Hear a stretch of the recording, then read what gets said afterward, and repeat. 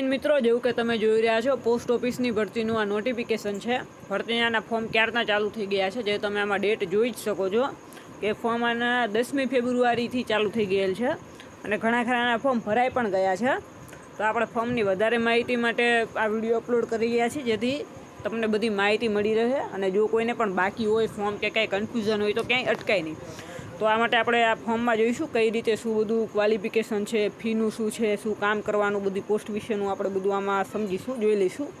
તો જેમ કે તમે આ જોઈ શકો છો, નોટિફિકેશન આપણું GDSનું છે કે આમ પોસ્ટ ઓફિસનું છે. 3 પોસ્ટ છે. GDS એટલે કે ગ્રામીણ ડાક સેવકની છે, પછી છે BPM એટલે કે બ્રાન્ચ પોસ્ટ માસ્ટર, અને ABPM એટલે કે આસિસ્ટન્ટ બ્રાન્ચ પોસ્ટ માસ્ટરની. પહેલાં આપણે ઇમ્પોર્ટન્ટ ડેટ્સ જોઈ લઈશું. તો જેવું કે તમે ડેટ્સ જોઈ શકો છો આમાં કે સ્ટાર્ટિંગની ડેટ છે કે અમે જણાવી તમને 10 ફેબ્રુઆરી 2025 અને છેલ્લી તારીખ જોઈ શકો છો તમે 3 માર્ચ 2025, એટલે 3/3/2025 ફોર્મની છેલ્લી તારીખ છે આની.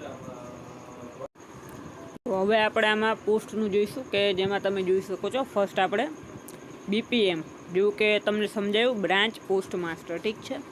અને આની અંદરનું કામ જે છે મેઇન, તમારે જે તે બ્રાન્ચ તમને સોંપવામાં આવે પોસ્ટ ઓફિસની, તો એનું તમારે બધું કામકાજ સંભાળવાનું હોય, મતલબ કે મેનેજમેન્ટ કરવાનું હોય બધું. અને હવે આપણે પોસ્ટનું જોઈશું કે કેવી રીતે શું પોસ્ટ છે, શું કામકાજ રહેશે. એટલે તમે ખાસ વિડીયોના એન્ડ સુધી બન્યા રહો, જેથી તમને કોઈ કન્ફ્યુઝન ના રહે કે ક્યાં શું આવે, બધું તમને સમજાઈ રહે. તો પહેલું છે બ્રાન્ચ પોસ્ટ માસ્ટરનું. તો ઘણા ખરાને કામની ખબર નથી હોતી કઈ પોસ્ટમાં શું કામકાજ આવે. તો આપણે તમે જોઈ શકો છો બ્રાન્ચ પોસ્ટ માસ્ટરમાં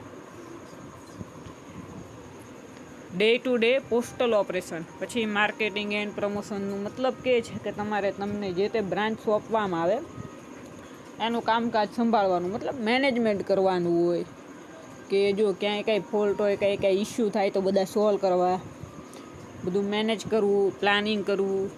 એ સિવાય પોસ્ટ ઓફિસ તમે શું કરો તો આગળ વધે, એવી રીતે બધું આમ આવશે બ્રાન્ચ પોસ્ટ માસ્ટરમાં.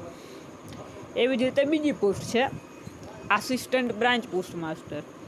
જો આમાં તમે જોઈ શકો છો ખાલી આસિસ્ટન્ટ એક જ લાગેલું છે, બાકી પાછળ તો બ્રાન્ચ પોસ્ટ માસ્ટર છે. મતલબ આનું કામકાજ મળતું જ આવે છે કે જે બ્રાન્ચ પોસ્ટ માસ્ટરનું કામ છે જ આનું છે, પણ આને બ્રાન્ચ પોસ્ટ માસ્ટરના અંડરમાં રહીને કામ કરવાનું હોય કે બ્રાન્ચ પોસ્ટ માસ્ટર જોડે પરમિશન લેવી પડે ને એના ઓર્ડર મુજબ કામ કરવાનું રહેશે, બીજું કંઈ છે નહીં નવું.